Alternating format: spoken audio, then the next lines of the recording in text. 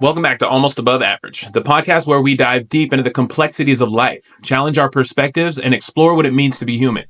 Today, on this Thoughtful Thursday edition, we're joined by Dr. Joe Shepard, who brings a wealth of insight into the critical topics of mental health, vulnerability, and the challenges men face in expressing their emotions.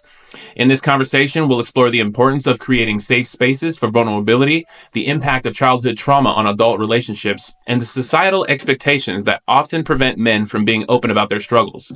We'll also discuss the need for diverse support systems and the recognition of hyperfunctioning masculine depression as a significant issue affecting men's health. Join us as we delve into these important topics and work towards fostering a deeper understanding of mental health and emotional expression in men. Now let's get started. The background was like, what the hell's going on? And I start checking stuff. I'm like, oh crap, Dr. Joe's in the house. This other guy. Yeah, good morning, man. This other guy. How you feeling, sir? I'm doing well. How are you? I am excited. Yeah? This has been a really good season. Yeah? What you been up to? Oh, your audio's gone. Oh, you know what? Oh, I just unmuted you. Okay. There we go. Yep, you're good. I don't often get to celebrate healing publicly. And so, well, let me say like this. I've never celebrated healing publicly that I can acknowledge or recall. So this is a season of public healing. And I think that it's very important because there weren't a lot of models of what healing looks like for me. Right. And so I want that for our community and for our children. And I had been writing about what it could look like. I had been writing the science of how it works potentially, the theory of it based on all the intellectual practice and research. But to write about a surgery that you're afraid to undergo is not hypocritical, but it is theoretical at best. Right. And so there have been things that I had just been too afraid of how I would respond if I actually gave them space. Right. And so I'm excited for the space, not only to share, but the space to breathe in. Right. It's another air. I've had the air of, you accomplish something, so you think you arrive, or you have some money, so you think that you are better off than you were before. And those things that are on paper mean less and less the more that you have these stains in your heart. And so I'm excited for a reason that I've never been able to be excited before. Right. So, that seems like a theme lately too, healing, but especially in public. That's a big thing. I mean, that's something I'm working on personally right now. I sent you a video the other day. A friend of ours he was actually set to be on the podcast. He was, we went to high school together. His name is Adam Ginsberg, and we were friends in high school. We played football and stuff. Everyone knew him. And after high school, we all, since social media came along, were able to follow each other, So we kind of I'm grateful that we can do this. Like, I've been keeping an eye on everyone I went to high school with. So anyway, I've been watching him throughout the years, and he started this cool WWE wrestling company. And I kind of watched him throughout the years, which is with his family, raising his kids and starting this wrestling company. I just thought it was super cool. You know what I mean? And so one day I finally reached out because now I have the podcast. I'm like, hey, dude, I would love to, hear that story on the podcast. And then when he's like, yes. And then when we talked about it on the phone, kind of laid it out for me what was going on in his life. And I didn't know it when I was talking to him, but he was in the dark spot. Like, he was already there. He did tell me that. And I was, I tried whatever I could do. Like, call me, man. You can talk to me. Like, I will absolutely listen to you. And I told him to hold off the podcast. And he's like, no, I think the story could help someone, so I'll do it. And then the next day he ended up canceling. And then the day we're set to record, I couldn't get a hold of him. And later at work that night, I looked at my phone just to see if he was active, because he didn't respond to my texts or my calls. So I just looked online to see if he was active. And I just saw everyone had been commenting on his Facebook page that he had committed suicide. And I was like, oh my God. And that kind of just set off a chain of events. There's a big impact in my hometown. Everybody was, there's a big fire going on. So everyone was kind of reaching out and sharing stories. And a couple buddies reached out. We're like, yo, we got to do something about this. Like, too many of our friends are committing suicide. And so we started talking about it on the podcast. So it's going to be a weekly feature. It might end up just being a theme on the podcast, men's help. We need help. I have such a struggle asking for help and being vulnerable with anyone, really. So what we're trying to do with the podcast is create a space for a guy to feel comfortable, talking about that kind of stuff. There are not enough safe spaces. Right. The bulk of my journey has been looking for a space. Where can I put this down? In what relationship? What person has the strength or capacity to help me carry this? Right. Who has the tolerance to hear it and not judge it? Who has the bandwidth to support it and anchor it with tools versus be sarcastic?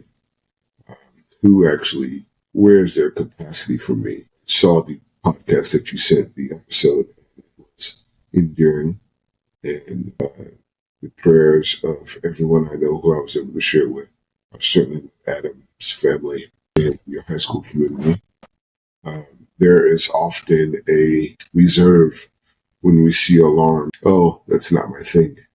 Watched, different awareness campaigns, different topics, but that's not my thing. And it's not usually your thing until you feel the fire. Then, you know what? That's my thing. That's my guy. That's my community. And I don't relish in tragedy, but it is warming and hopeful to see that if enough people can identify that we're all experiencing the same thing, right, then there is more of a collective good that comes out of that than a judgment or separation of what's my thing, what's your thing. Mm-hmm. Because, we're all humans and we all experience the same things. We may not be experiencing them at the same time, but they are not exclusive experiences to you or I. Right. That's one of the things I love. That's a problem too. Like if we're all experiencing this stuff, Doctor, why do we collectively, men, women, I think men more so, why do we have such a trepidation on, I have it too today, even probably having in this conversation, like there's some things that I'm afraid to say just because of how I was raised, the habits that I've forced into myself. It's hard to be vulnerable. Yeah. Our social conditioning. Social conditioning, that's what it is. Creates a barrier where we are instructed to provide safety, but there isn't always room for our safety. And so we have husbands that aren't able to be vulnerable with wives. And not that wives don't say they want their husbands to be vulnerable and transparent. Right. We want to know what's going on in your mind, but may not have the capacity for it. Because if I start unloading, I don't know how far this is going to take me. I don't know when you're going to have to say, hold on, that's too much. I don't know how vulnerable I'm going to be, and I can't walk around weak in my community. And so I don't want to be in that space too long. And so we avoid then dealing with things because of how it will have us look in public. Right. I avoided dealing with grief because I didn't want to grieve in front of my children. I didn't want to trigger their grief. My protector gene suggested that to protect them from grief, they have to see me be strong. Right. So that's fine so that you can be fine. Right. I didn't want anyone to know when there was financial unrest in the home. When dad didn't know where it was coming from because we didn't have it together. Right. But I want to protect your anxiety. And so everything's fine. And so if everything's fine and there's never any grief and there's no challenge and there's never a bad day and, we'll get through it and we'll be okay. And we'll work through it and we'll work out through it. And, we'll find outlets. We'll watch a football game, Yeah, drink some beers or whatever guys do. We'll go to the bar, whatever they do. Even in our cinema, just socially, no correlation to what I think is a gender role or what should be the case. But you see movies about women who go through breakups and then they get together in groups. And in the movie, they have ice cream together and they drink wine and they have the support and they say, girl, we'll get through it. And they all have. You don't need him, girl. You're going to find a new man. He's going to be rich. He's going to blah, blah, blah. They'll bash them together. Or she'll be going through it and then the girls will come over and get her out the funk and they'll go out or go on a cruise or go on a girls trip and get their groove back together. But there's that community in their friendships. They have that sisterhood in cinema that is projected onto the community, which has an opportunity to be represented or reflected in how we actually behave. Flip side to that, in cinema, guys go through it, and then you see them on the basketball court, walking through it through free throws. Right, by himself. And by the time the game is over, all right, get back to work. The wife is calling. I got to pick up the kids. So you've got, one pickup game to vent and then jump back in the ring. Right. Really, we go to our corner and we get the boost from our trainer and the guys that are in our corner, and they say, man, get back in there and win this one for the Gipper. Right. And it's like that metastasized into the community as well. It's like, you going through it? Man, I know what that's like. Sheesh, you're going to be okay. Listen, get back in there, in it. And it's like, I don't know if that is the appropriate bandwidth of support that we can offer each other. And there's so much shame in masculine expression of trauma. And so because we are shamed for how our response to trauma might play out publicly, we do things to suppress those triggers and depress those emotions. And so we're doing some work now on hyperfunctioning masculine depression because we are working while depressed. We are trying to go through marital counseling while depressed. We trying to raise families and depressed, trying to participate in relationships. Trying to be better than what we had while depressed. No wonder we're functioning alcoholics because we are hyper-functioning through our depression. Also, we're treating our depression with the alcohol so we can function during life. Correct. Right? And so hyper-functioning masculine depression is some work that we're going to highlight this year.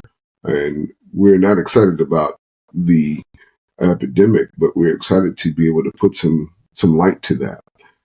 Because we are depressed because we've been shamed for the anxiety that we have towards our trauma. That's exactly right. No, I've never thought of it like that, but that's exactly what's happening. We're getting ridiculed for the way that we respond because that's how we were raised. And you touched on something really important when you were talking about your kids. So, I've been going through financial instability. And it is tough, like dealing with the kids. Can I buy this game? Can you give me some money for food? That kind of stuff. And so when you were talking about that, you acted just like a dad. Like you have to say no to your kids and you hide that anxiety that you have. And what I was noticing, so that anxiety still exists. Most likely you're not going to do anything with that anxiety. You're just going to let it's small at first when you're just telling your kid, sorry, we can't go to that thing. So that's very, very tiny, like perhaps depending on where you're at. That's a small thing, but those tiny things, those are the things that turn into an avalanche. Those little things inside of a man that we keep, first we start bottling them up in our feet and then the little things keep piling up until they're at our head. And then by then it's too late. When it's commercial, we can be more dismissive. If it's a bill that we aren't able to pay, the bill will just sit there. Right. We might even throw it away. It's credit, so it's something we don't see, we don't feel it. Mm-hmm. When children start asking for things, we say no, we feel bad for a moment, but then we convince ourselves it's a character builder. They need to know what no sounds like also. Cool, we can rational.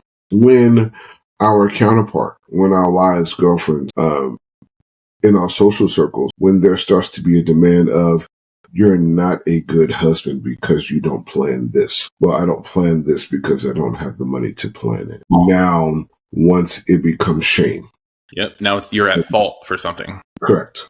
Mm-hmm. So now I am being labeled based on my condition. And my knee-jerk reaction is not to process that emotion. My knee-jerk reaction is to go get some more money. Right. Let's figure out another hustle, because now I am being shamed. Yeah. We don't sit in the process of what it is to reconcile shame, because that's not a lesson that we learned as boys. Because if we were crying because we felt shame, wipe your face, get back in there, fix it, do it, be a man, whatever the response was. So there, we often skip steps. So now if I'm shamed and the response is, well, let me get this money together so that I can do what she needs me to do, what they need me to do. The phone is ringing. These people want money. Everybody wants from me. And I have to provide not only for the people who think I'm their provider, but to everyone. My parents need things. The community needs me to be available. I have friends that are depending on me, my children, my wife. The dog needs food. Bill collectors need. Everyone needs from me. I have to provide for my entire world. And nobody can do for me what I do for them, because I'm the only husband here. I'm the only father here. I'm the only head of household here. I'm the only one that's in my position. I'm the only one that all these people are counting on. And it was a moment in time I was loathing deeply. And I was on the phone. I forget who I was on the phone with, but I know, because I said it more than one time. I said, man, at any given moment, I'm responsible for 10 people. And they call me, and I have to be there with my children, my godchildren, my sibling, in my relationship. Anyone can say, hey, what's for breakfast? What's for lunch? What's for dinner? Right. I'm responsible. To make it happen, right? And then there may have the same need again at the next mealtime. It doesn't end once you pay that bill. Ready for a parade. Let's go for drinks. Let's do it all over again. You got 30 days. You better do that again. Figure it out. And this time, we'd like you to plan something. Yeah. We also want this over and above what you need to do. Like, what are you talking about? Yes. And can we do something different about that? And I thought you said you were going to get to this. And it was like the amount of pressure that is on a single human being. And not to suggest that women don't go through the same thing. There are single parented women homes. There are women who are business owners, bosses, tycoons, mogul, doing wonderful things. The suggestion is that while they may not have as much office support, there is a social consideration to their plight. Yeah. They can get it on social media. They can form a community instantly with an emotion. Correct. You know, like, my boyfriend just broke up with me. He cheated on me, blah. And all of a sudden you got hundreds of girls in there. Right. Well, tell me about it. Right. Let me throw that on Instagram or Facebook. Oh, my girl just cheated on me. You're probably like, oh, dude, that sucks. Dang, bro, shitty. That's what it's going to be. I have tried to open up in a dating space, and responses sound like, this happened. But yeah, what did you do? How did you antagonize the situation? Because we don't hold space for men to, I'm not going to use the word victim, but for men to experience emotion. Yeah. Right. We don't hold space for, hey, I experienced something and it didn't feel good to me. Yeah, well, you were probably sarcastic to them first. Yeah, well, you probably triggered them first.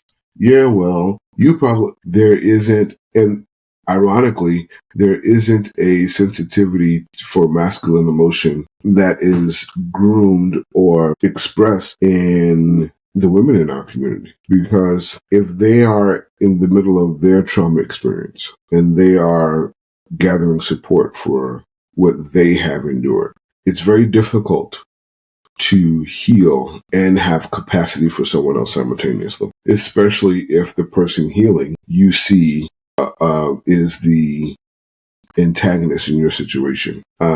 If you've gone through any level of lover spat or quarrel, disagreement, anything at all, if you come to a self-realization about how you could do better, about how you feel in that moment, and you want to be transparent, but they are still in witness of their emotion, it is very difficult for you to imagine that they're going to have space for you. Right. Because you're experiencing them going through their stuff. And as a man, you're kind of like, I see that's going on. And, you can make that excuse about anything. Like, I'm just thinking about my wife right now. Yeah. Like, I look at her and I'm feeling some type of way that I need to talk about, but I can tell she had a stressful day. I bottle that up. Or, tell someone else. But usually it goes to me. She doesn't have the room. And it's not because she's not a bad person. She's amazing. But she's also wearing such a heavy cloak of responsibility as what it is to be a sober-minded female in our community. There's a lot of pressure on her as well. And so I've seen socially the expectation is, while maybe independent, he is to provide an ease, take the pressure off. The financial pressure, emotional pressure, parental pressure, even if it's just in, I don't want to have to make a decision about it. I can finance it, but I don't want to have to think about it. Right. In some area, take the pressure off, right? So then it becomes make a decision, you make the plan, you take the pressure off so I don't have to think about that step. Okay. But if I am going through a depression, do you know what it takes for me to do one thing? Right. Be productive for myself. Forever. Maybe you don't. Because I am spinning in circles. And you may not have the consideration of how I'm spinning because you feel like you don't get to spin because you are already in a situation where you have to work twice as hard in the office to compete on any level. Maybe that turns into a resentment also. Correct. And I think we have situations where we're jealous of one another, if we're honest. We have the upper hand executively. And so if we deal in that space, there is a resentment, like you say, suggest. And then on our end, I was just honest. I said, I think I'm jealous that you get to express your emotion and there's care for you. And I don't get to do that. Yeah, that's honest. I think that we resent feminine emotion because we don't get to cry when we don't feel well. Right. It's not that both male gendered and female gendered bodies don't have both masculine and feminine emotion. It is just that social conditioning says one has to thrive more on one set of emotional codes than the other. And so you asking me to love you, which is coupled with vulnerability, sensitivity, intimacy, and transparency. Right. That's what you want from me. But then when I give you my intimacy, my vulnerability, and my transparency, you don't have the space for that. It seems as if you have the space for your imagination ability. That's their social conditioning, also. Correct. Right? Correct. Just as much as we may say, oh, I want a wife for the wonderful reasons to want to have wife and family. Usually that's based on our imagination. That's not always based on you want to wake up to drool on the pillow next to you.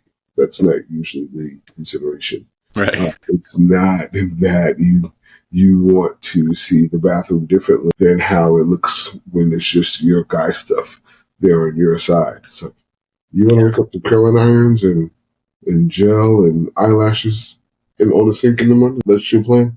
It's like, no, I hadn't considered that part. Oh, consider that part. That's something to consider. It has to be considered. Right?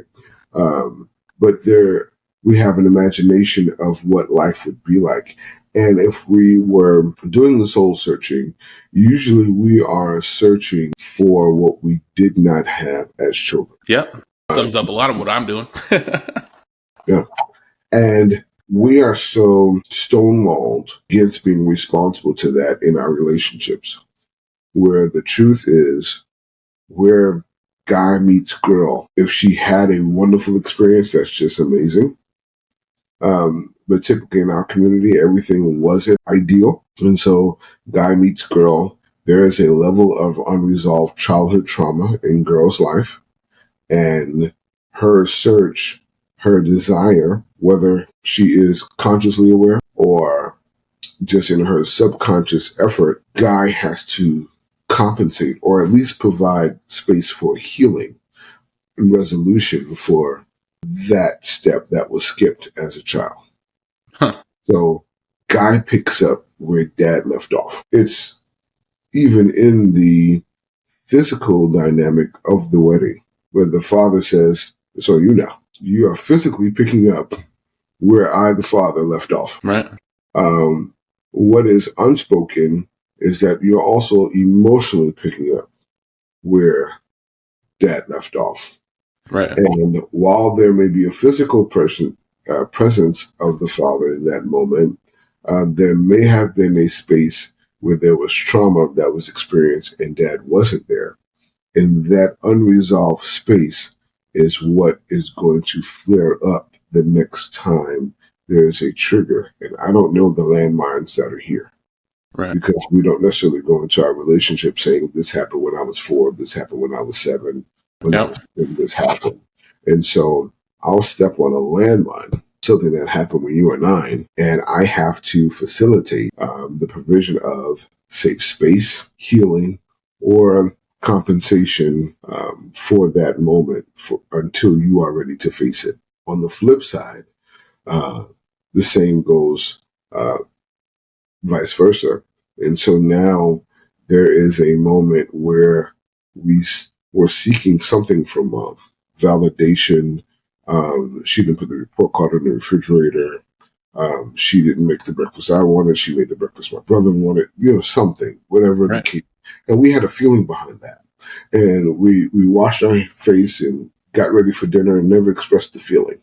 And we ate while we were upset. And something happened in school and we didn't know how to tell Mom, or we didn't want Mom to yell, or we broke this thing and we felt guilty about it. And we didn't know how to process guilt.